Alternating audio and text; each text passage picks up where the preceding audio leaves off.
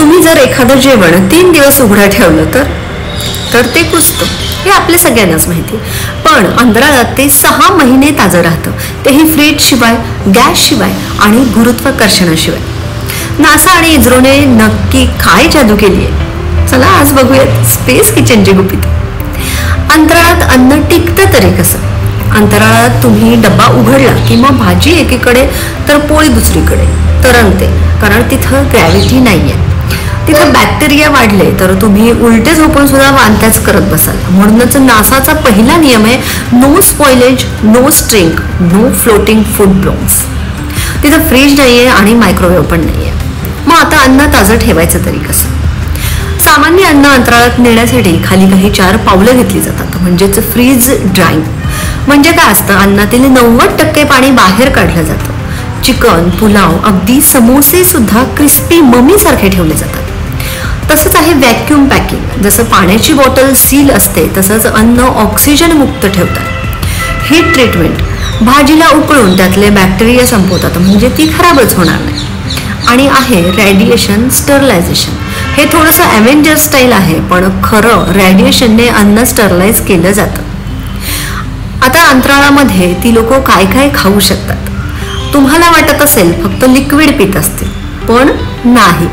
आज अंतराळात खाल्लं जातं डिहायड्रेटेड पनीर भुर्जी, ट्यूबमधून मसाला भात, पाऊचमधून चिकन करी आणि हो, चॉकलेट कोटेड आल्मंड सुद्धा बरं का. पण लक्षात ठेवा, पाव, वरण भात, वडापाव सगळं बॅन आहे. कारण क्रम्स म्हणजेच तुकडे हे तरंगतात आणि मशीनमध्ये घुसले की मग काय प्रॉब्लेम. पण यांची खाण्याची स्टाईल पण खूप मजेशीर असते बरं का. तिथं ना प्लेट असते ना थाळी असते. जेवण पाऊचमधून चोचेसारखं शोषून खावं लागतं, कधी सक्शन स्पूनने तर कधी स्ट्रॉने. आणि ग्रॅव्हिटी नसल्यामुळं तोंडात घातलेलं जेवण परत तोंडाबाहेर यायला वेळ लागत नाही, त्यामुळे चवही थोडीशी फेड होते. आणि त्यामुळे आजकाल स्पेस मसाला सुद्धा विकसित झालाय बरं का. अंतराळवीरांनी जर अन्न नीट खाल्लं नाही तर ते कमजोर होतील, म्हणजे वीक होतील आणि इम्युनिटी कमी होणार आणि मिशन फेल होणार.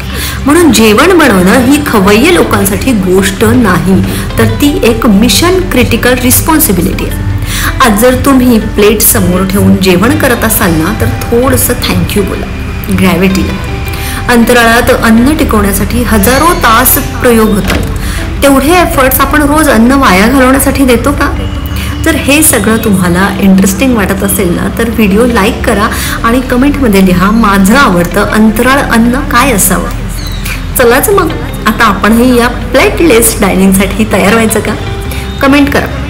अंतराळ जेवण असं काही भारतात बनवायला हवंय का? इस्रोने वडापाव स्पेसमध्ये न्यायला हवाय का?